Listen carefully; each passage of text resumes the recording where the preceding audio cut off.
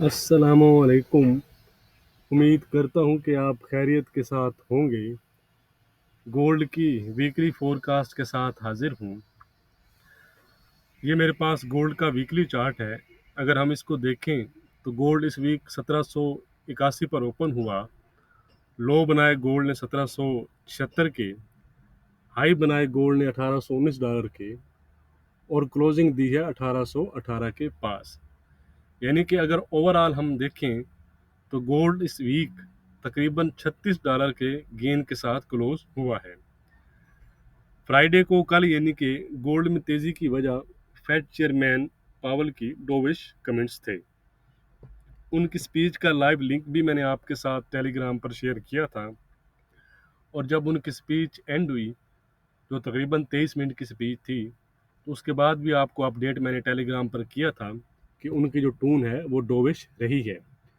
तो dovish tone का क्या इम्पैक्ट होगा, ये मैंने आपको कल इंटरडे वीडियो में बता दिया था। तो टेलीग्राम का जो लिंक है वो डिस्क्रिप्शन में है। अगर आप ज्वाइन करना चाहते हैं तो ज्वाइन कर सकते हैं। तो सबसे पहले हम टेक्निकल देखने से पहले फेड चेयरमैन की जो स्पीच थी उसको सरसरी देख लेते हैं कि उन्होंने क्या कहा। तो सबसे पहले उन्होंने कहा कि जो फेड की ऑब्जेक्टिव यानी कि सब्सटेंशियल फर्दर प्रोग्रेस को इकानमी अब टेस्ट करती नज़र आ रही है, यानी कि उसको मीट करती या टेस्ट करती नज़र उनको आ रही है। उसमें जो नंबर 1 पॉइंट है वो है मैक्सिमम एम्प्लॉयमेंट। उन्होंने कहा कि जून और जुलाई के मंथ की जो जॉब रिपोर्ट्स आई वो काफ़ी स्ट्रॉन्ग आई, यानी कि अच्छे जॉब्स नंबर्स आए। लेकिन अभी भी हम जो प्री पेंडेमिक लेवल है उससे तकरीबन 6 मिलियन जॉब्स नंबर्स बिलो हैं, शॉर्ट हैं यानी कि। और जो दोबारा से फैलता हुआ डेल्टा वेरिएंट है उसकी वजह से आने वाले मंथ में गैर यकीनी सूरत हाल का सामना करना पड़ सकता है। नंबर 2, इन्फ्लेशन के बारे में उन्होंने कहा कि नंबर स्ट्रॉन्ग साइड पर हैं, और फेड के जो क्राइटेरिया है 2% उससे वेल अबव हैं। लेकिन उन्होंने फिर रिपीट किया, वो काफ़ी दफ़ा ये चीज़ रिपीट कर चुके हैं कि ये जो इन्फ्लेशन है ये आर्जी है because of reopening of the economy, और जल्द ही ये नंबर ईज्ड हो जाएंगे, यानी कि जो फेड का क्राइटेरिया है 2% उसके आसपास आ जाएंगे। इसलिए उन्होंने कहा कि हम मज़ीद जो मंथ हैं उनमें आने वाला जो डाटा है उसको वॉच करेंगे। ख़ास तौर पर जो कमिंग डाटा है इन्फ्लेशन और रिगार्डिंग एम्प्लॉयमेंट, वो उनके लिए बहुत इंपॉर्टेंट है, ये उन्होंने कहा। और साथ उन्होंने ये कहा कि Fed is well position to start reducing the asset purchases, यानी कि वो टेपरिंग स्टार्ट कर सकते हैं 2021 में। लेकिन असल जो इशू था कि उन्होंने कोई टाइम फ्रेम नहीं दिया, यानी कि उन्होंने नहीं कहा कि कब शुरू की जा सकती है। एक काशियस टून अपनाई और चीज़ों को डाटा के साथ और मज़ीद यानी कि अगले मंथ के साथ लिंक किया उन्होंने। और साथ उन्होंने ये भी कहा कि टेपरिंग कुड स्टार्ट लेकिन with no rush on the rate hike, यानी कि अगर टेपर वो स्टार्ट करते भी हैं तो इसका मतलब ये नहीं है कि वो बड़ी तेज़ी से रेट हाइक की तरफ जाएंगे। किस्सा मुख्तसर ये कि ये एक डोविश टून थी जिसके बाद डॉलर और बॉन्ड यील्ड्स में एक ज़बरदस्त सेलिंग आई, और यूएस स्टॉक मार्केट्स और गोल्ड में हमें सर्ज नज़र आया। लेकिन इसके साथ अगर हम ओवरऑल बाकी फेड मेंबरान को देखें तो वो सब के सब हमें हाकिश नज़र आए। उसकी वजह ये हो सकती है, अगर हम जीडीपी नंबर्स को देखें तो जो इस वीक 6.5% आए, और जबकि फेड की खुद भी प्रोजेक्टेड इकोनॉमिक ग्रोथ जो है वो 6.5% ही थी, यानी कि उससे मीट करते हमें नज़र आए। दूसरी साइड पर जो पीसीई नंबर्स थे जिसे फेड की इन्फ्लेशन गेज भी कहते हैं, वो भी अनचेंज रही 3.6% पर, जो कि 1991 के बाद के हाईएस्ट लेवल्स हैं। और साथ पीसीई इंडेक्स यानी कि एनर्जी एंड फूड जो है वो 4.2% पर आया एयर टू एयर बेसिस, जबकि फेड का टारगेट 2% है। तो इसी वजह से हमें जो फेड मेंबरान हैं, मिसाल के तौर पर कैपलन है, हार्कर थे, बुलेट थे और बाकी भी, हमें ये कहते नज़र आ रहे हैं कि Fed should taper asset purchases sooner rather than later. ठीक है जी, यानी कि वो हमें हाकिश साइड पर नज़र आ रहे हैं, जबकि फेड चेयरमैन जो है वो हमें डोविश साइड पर नज़र आए, थोड़े से कॉशियस नज़र आए। तो ये एक कंट्रास्ट हमें नज़र आ रहा है फेड मेंबरान और फेड चेयरमैन में। बहरहाल अब जो नेक्स्ट वीक है नॉन फॉर्म पे रोल्स और क्रूशियल रहेंगे, और उसके साथ आपको पता है इन्फ्लेशन नंबर्स भी आएंगे नेक्स्ट मंथ के। तो इन दोनों डाटा के बाद जो 22 सितंबर की फेड की मीटिंग होगी वो दोबारा से एक बड़ी हाइपर क्रिएट कर सकती है, यानी कि उसमें टेपरिंग के बारे में कोई हमें टाइम फ्रेम मिल सकता है। मेरा अब भी ये व्यू है कि सितंबर की जो मीटिंग होगी उसमें हमें टेपरिंग का टाइम फ्रेम मिल जाएगा। तो चलें अब हम नेक्स्ट वीक की बात करते हैं। सबसे पहले हम नेक्स्ट वीक के इम्पोर्टेंट डाटा को देख लेते हैं कि कौन कौन से जो डाटा है वो इम्पोर्टेंट है और मार्केट को ड्राइव कर सकते हैं। तो मंडे को कुछ खास डाटा है नहीं, यूएस के पेंडिंग होम सेल्स नंबर्स हैं। ट्यूसडे को अगर हम देखें तो ट्यूसडे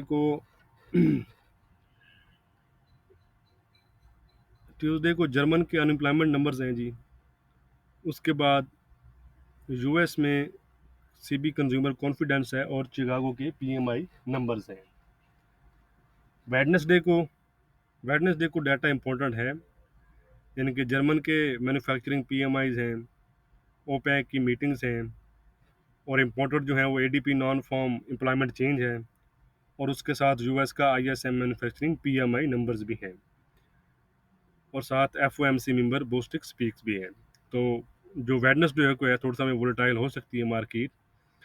थर्सडे को अगर हम देखें तो थर्सडे को भी फैक्ट्री ऑर्डर्स हैं और अनएम्प्लॉयमेंट क्लेम्स हैं, और साथ एफओएमसी मेंबर बोस्टिक की स्पीक है। लेकिन फ्राइडे को है सबसे एक्शन पैक, क्यों कि नॉन फॉर्म पे रोल्स नंबर्स हैं, और आपको पता है कि ये बहुत इंपॉर्टेंट डाटा होता है। तो इस दफ़ा जो उनकी फोरकास्ट है तकरीबन वो अगर हम देखें तो 728 के से लेकर 763 के आसपास है।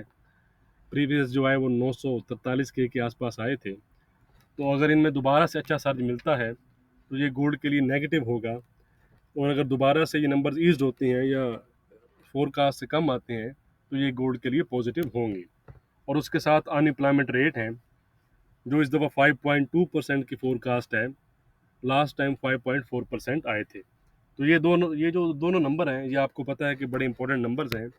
इनको डिटेल से फिर हम फ्राइडे को ही डिस्कस करेंगे, और उसके साथ सर्विसेज पीएमआई भी हैं नॉन मैन्युफैक्चरिंग। तो इस चीज़ को आपने रखना है, इन डाटा को नज़र रखनी है। तो अब हम चलते हैं जी टेक्निकल देख लेते हैं। तो सरसरी नज़र हम डाल लेते हैं डॉलर इंडेक्स और बॉन्ड यील्ड्स पर। उनको हम इसलिए देखते हैं कि हमें एक इन्फॉर्मेशन मिल जाती है, या आप कह सकते हैं कि एज ए हेल्पिंग टूल देखते हैं। वरना अगर आप ना भी देखें तो कोई ऐसी ज़रूरत नहीं है, लेकिन मैं वैसे उनको देखता हूँ। अगर आप भी उन पर नज़र रखेंगे तो ये आपको हेल्पफुल होंगे, वरना आप सिर्फ गोल्ड चार्ट को भी फॉलो कर सकते हैं। तो ये है जी डॉलर इंडेक्स का चार्ट मेरे सामने। आपको एक अच्छी रेड कैंडल नज़र आ रही होगी और 9268 के पास क्लोज हुआ है। ये हमारा व्यू है जी, कुछ दिनों से हम इस चीज़ को डिस्कस कर रहे हैं। तो अब उसकी लोअर बाउंड्री के साइड पर डॉलर आ चुका है, लेकिन जैसे इसको ब्रेक करके इसके नीचे क्लोजिंग देगा तो हमारा व्यू नेगेटिव होगा। अगर हम देखें तो ये तकरीबन 92, 45, 50 के आसपास का एरिया बन रहा है। फिलहाल हमारे चैनल के अंदर ही है, अप ट्रेंड में ही है फिलहाल। अब हम चलते हैं जी यूएस की 10 ईयर यील्ड पर। तो ये है जी यूएस की 10 ईयर यील्ड्स, जिनका एक बड़ा डायरेक्ट कोरिलेशन है गोल्ड के साथ।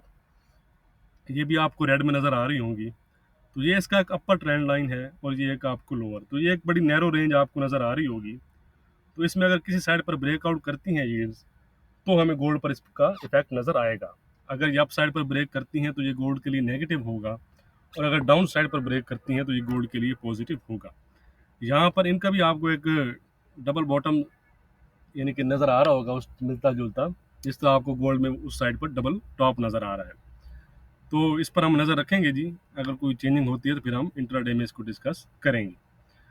तो अब हम चलते हैं जी वीकली चार्ट पर, थोड़ा सा सरसरी नज़र डाल लेते हैं, और फिर डेली में हम डिटेल से लेवल्स और ट्रेंड को डिस्कस करेंगे। तो ये है जी वीकली चार्ट मेरे सामने। ये हमारा एक प्योर अप ट्रेंड चल रहा है डाउन साइड से। तो ये एक चीज़ थी जिसको हम डिस्कस कर रहे थे कुछ दिनों से। तो यहाँ पर अगर आप देखें तो इसको ये जो कैंडल है जो इस वीक की, ये इसके ऊपर ब्रेक हुई है, यानी कि इसको ब्रेकआउट करके इसके ऊपर क्लोज हुई है। तो नेक्स्ट जो वीकली चार्ट पर है, वो अगर हम देखें तो जो एरिया बनता है वो 1865-66 के आसपास का एरिया बन रहा है, जिसको जहाँ तक गोल्ड को अब जाना चाहिए। लेकिन उससे पहले हम डेली पर चलते हैं और लेवल देखते हैं कि क्या क्या सिचुएशन बन सकती है। तो ये है जी डेली चार्ट मेरे सामने। मैं आपको डिटेल से समझाता हूँ इसको।